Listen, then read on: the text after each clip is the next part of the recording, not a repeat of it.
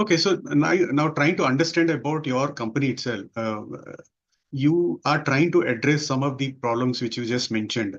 To understand better, could you give some sense in terms of numbers? For example, you spoke about food wastage, you spoke about sustainability. So I believe you are trying to solve some of these big global problems through your organization. And through that, what are the solutions or the products which you're trying to or the solutions which you're trying to create or you have created which you are trying to now promote it? So give a sense of that. Yeah. So I'll cite a few digits first, which it will be like a mind-boggling if you understand the digits. See, uh, you know, uh, one in nine people go to the bed completely with empty stomach in this world right now, and a child die in hunger in every 10 seconds. My So this is goodness. kind of a United Nations data I'm talking about. So one way there is a requirement of food to go to every people. So there's a food securities issues is coming up. Poverty is there. Another way, the amount of food we produced all over the world is producing around 1.3 billion tons, of the food which is annually going lost, which is nothing but a $1 trillion economy. It's the size of an Australian economy, which is going lost straight away. It is imbalanced. So we call it in general one third of the entire food loss. So if you really little analyze, it's not about just wastage of a food. Starting from the agricultural lands covered to get this food on ground and involving each process lines, industries going to logistics path, emissions across the kind of billions of people involved into the segment with the economies is completely lost. And another way, the same way when we're losing this, either it goes to landfill or recycle.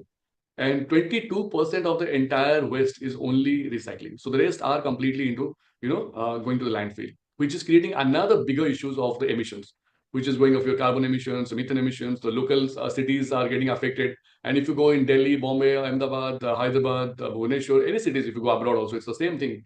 It is kind of a hills, it is a hills of the landfills, which is creating problem in that city or the nearby cities. We have to burn it. We have to do the low cost technology to put up for managing that. So imagine we started with the food when we're growing up, unable to utilize that properly, and it goes into the landfill. In the entire segment, the loss is so big. So that is the problem which I realized before. Another way of looking that problem statement was that, we are human beings. So our food, our land, agricultural lands are very limited. So you can't encroach in the forest lands to convert into agricultural lands. So in that segment also, you find that we have developed a system down the line of 200, 300 years back, and we completely broken the entire agri-food systems of ours and tried to develop a food systems which was not of ours.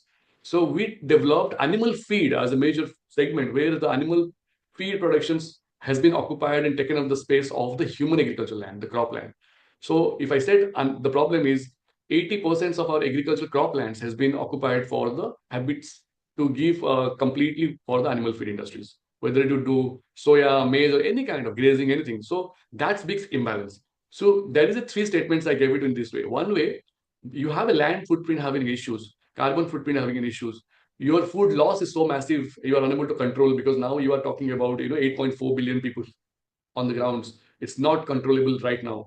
Then second is that another way people are dying without food.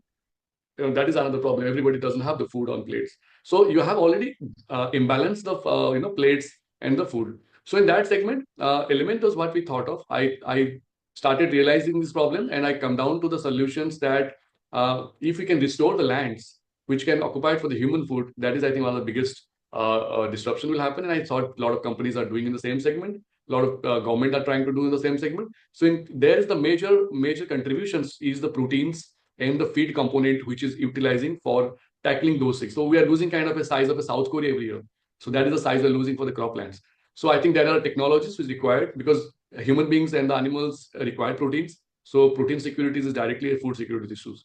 And that is the energy, of course. So I think that solutions, if we can have a sustainable sources, slowly that can be restored and it can be sustainable sources can be more increased. So sustainable way of doing productions, we have moved our entire segment into the alternative protein production systems where there are a lot of biotechnological advancements came up during the time, like cultured protein. People have gone into vegan industries. Plant is already there, but it is again not a sustainable way because you need scale. It is already there. Second is that the timeline, you need to have the sustainable protein path by 2030, 35. The production system to be so high. So you can't take a plant as a major path. You have to have alternative systems. People use algae a lot. So what we are trying to build is that we are taking insects and also algal proteins as well. So insects, we are targeting, looking that it is a very less, utilized in the entire world. People use micro for their therapeutics and everything. People use animals, people use human, and every segment, fish, everything. Now, insect was a segment which was very less utilized. So we try to involve insects, try to deploy the insects, looking the insects as in protein sources, trying to deprive the proteins, and also trying to look at whether it can be part of the animal feed ingredient as a core ingredient. And during that segments, we have developed a couple of technologies which can go into the poultry, aqua industries, and pet industries. I think later on, now Europe and US are coming up with more towards human consumption as well. So basically, we're targeting not as an insect, but as an alternative protein sources technologies to deprive, where our lands can be restored, and we can produce as a zero carbon footprint with a complete net zero technologies, and which can go to animal feed industry, so that the feed components which is meant for human can be diverted there. And in that segment, the insects or the other sources, if the energy part also can be restored, that can be go as an alternative fuel industries to the energy. So it's kind of a complete end-to-end sustainable sources technology Elmentoz is focusing on in the segment of alternative protein. Yeah. So what I have understood is that you are trying to create a food for the animal feeds in such a manner. It is alternative, it is protein based, it is insect based, and which means that the current feed which is going into the animal feed system can actually get diverted towards the human consumption, which is actually now getting diverted into the animal feed. So is that my understanding correct? So this is in a bigger picture. That is correct. In the deployment zone picture, there are certain issues. For example, India, taking as a case studies, India has a lot of import reliances. Taking those all the material. When I'm taking feed, there is a 30-35 ingredients are there. We import a lot from different enzymes, probiotics, hormones,